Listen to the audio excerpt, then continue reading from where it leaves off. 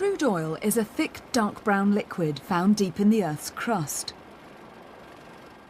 It's a mixture of different hydrocarbons, molecules made of hydrogen and carbon. Some molecules in the mixture are very small, just a few atoms joined together. Others are far more complex, with many atoms forming long-chain molecules. But as a mixture, it's useless. The different hydrocarbons need separating. The technique used is distillation. This simple apparatus is set up in a fume cupboard. Mineral wool stops the mixture spitting when it's heated. Crude oil is dropped into the bottom of the tube. A collecting bottle is put in place. And a thermometer, level with the sidearm, monitors temperature.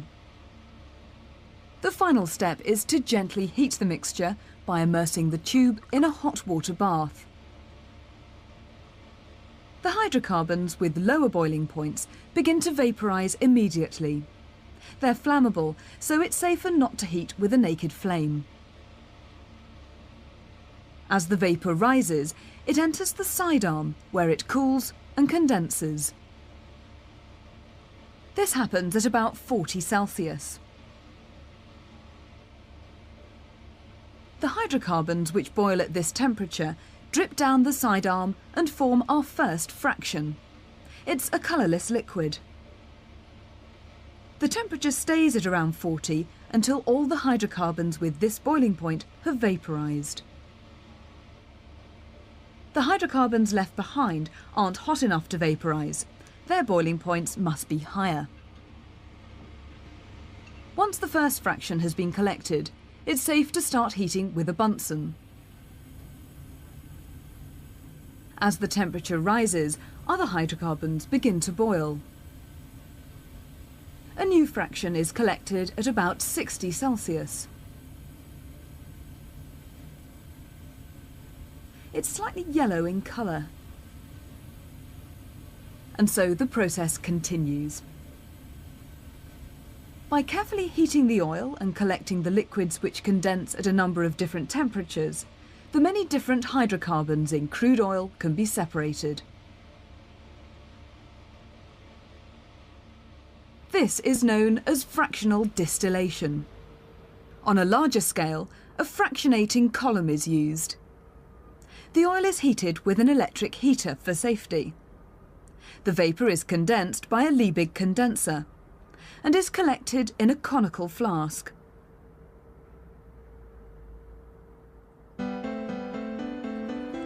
Hot vapour rises up the fractionating column.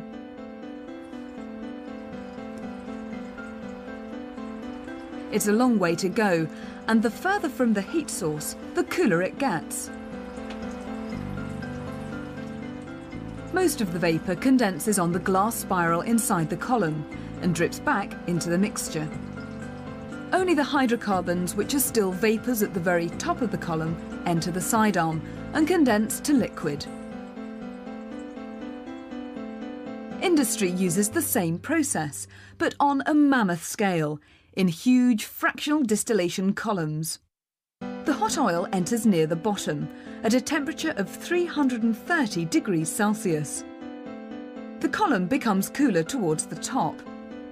Fractions which remain as vapour at 85 degrees Celsius go straight to the top and are piped away. Different hydrocarbons condense at different temperatures, running off at various levels. Those with lower boiling points are collected at the top. Those with higher boiling points run off nearer the bottom. The longer the molecules, the higher the boiling point. Industrial distillation separates crude oil into useful fractions, each containing molecules of a similar size.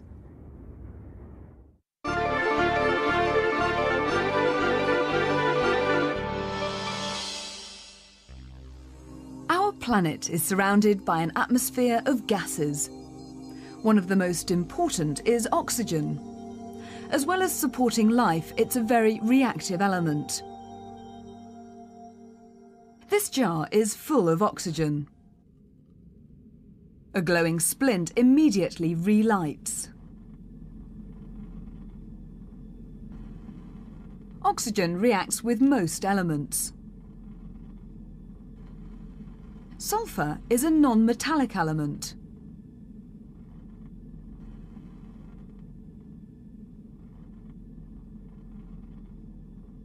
When it's heated and plunged into oxygen, it burns with a characteristic blue flame and forms sulfur dioxide.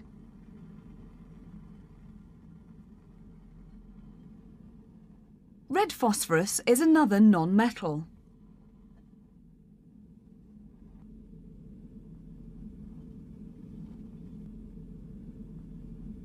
When it's heated, it ignites.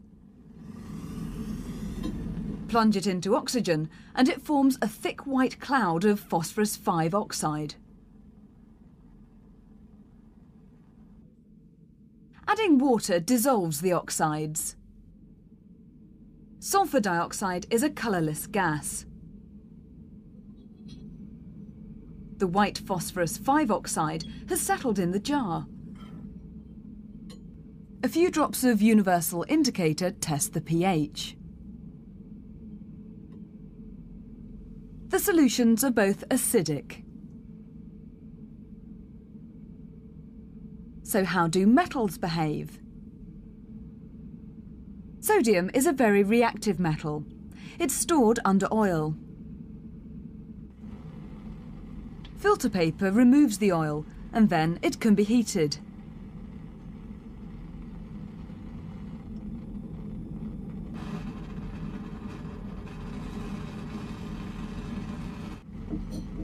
Add it to oxygen, and it forms white sodium oxide.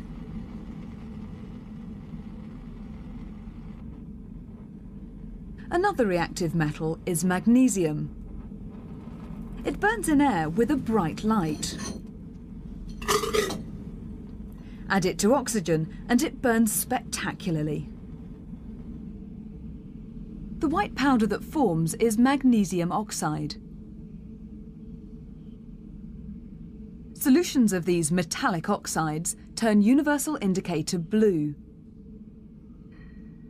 There appears to be a pattern.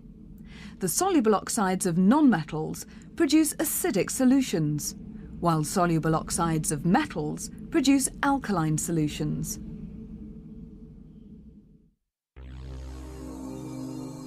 Oxygen only makes up about 1/5 of our atmosphere. The rest is nearly all nitrogen. Just like oxygen, nitrogen gas is colourless and odourless, but it's fairly unreactive.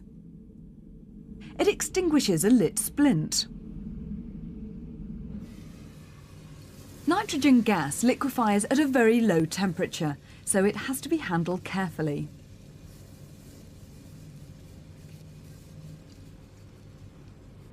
Liquid nitrogen can be used to freeze objects rapidly.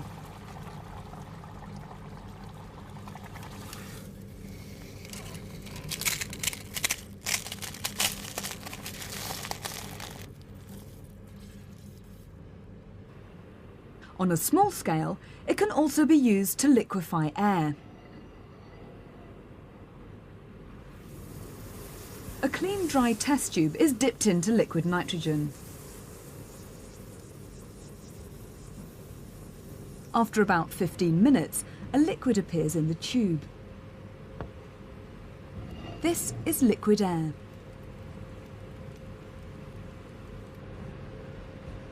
As it warms, it starts to boil, and the gas evolved can be tested.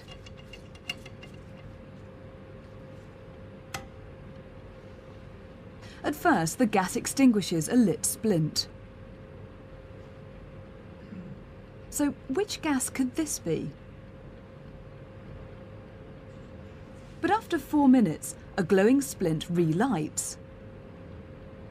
What gas is boiling off now?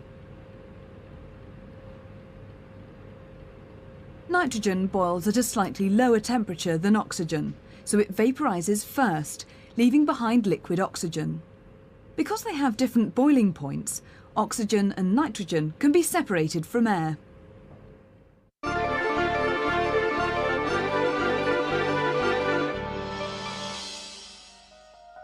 silver and copper were amongst the first metals to be discovered. They can sometimes be found as pure metals in the Earth's crust. These sparkles are tiny pieces of pure gold. And the diagonal ridge in this rock is a vein of copper.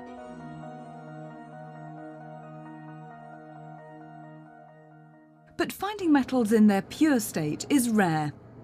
Copper is usually found in rocks, combined with iron, sulfur and oxygen. This is copper oxide.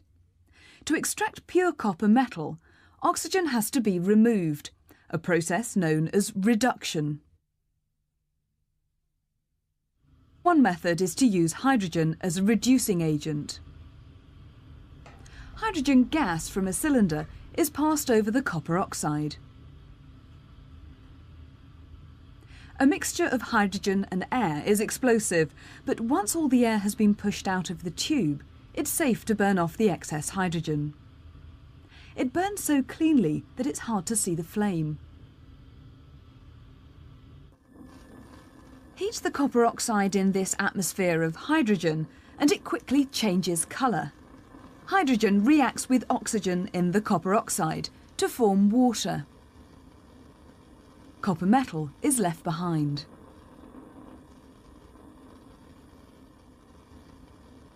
While the copper oxide is reduced, the hydrogen is oxidised. But as soon as the hydrogen and heat are removed, the reaction reverses. What's happening to the copper?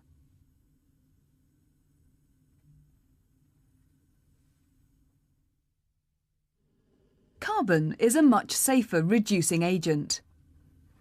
Mix it with copper oxide and simply heat in a boiling tube.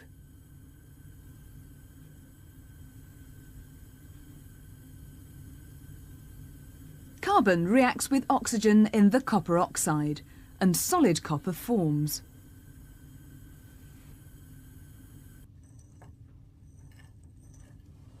Carbon is more reactive than copper. It's able to remove the oxygen and form carbon dioxide.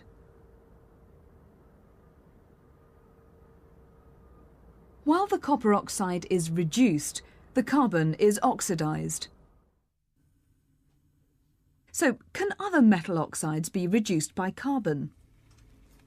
A mixture of lead oxide and carbon is heated strongly for several minutes. Beads of pure molten lead form in the tube.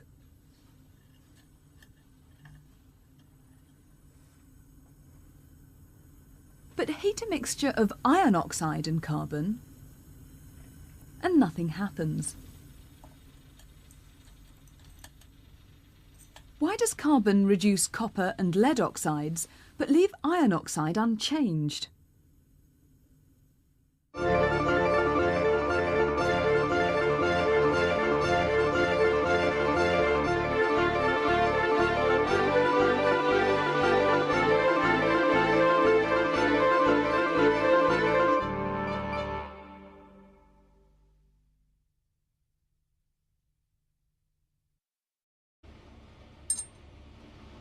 Crude oil is dropped into the bottom of the tube.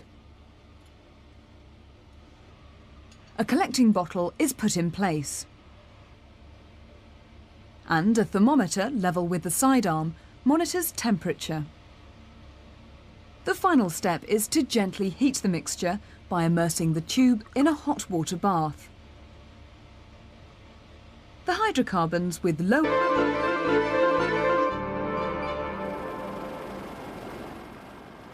Crude oil is a thick, dark brown liquid found deep in the Earth's crust. It's a mixture of different hydrocarbons, molecules made of hydrogen and carbon. Some molecules in the mixture are very small, just a few atoms joined together.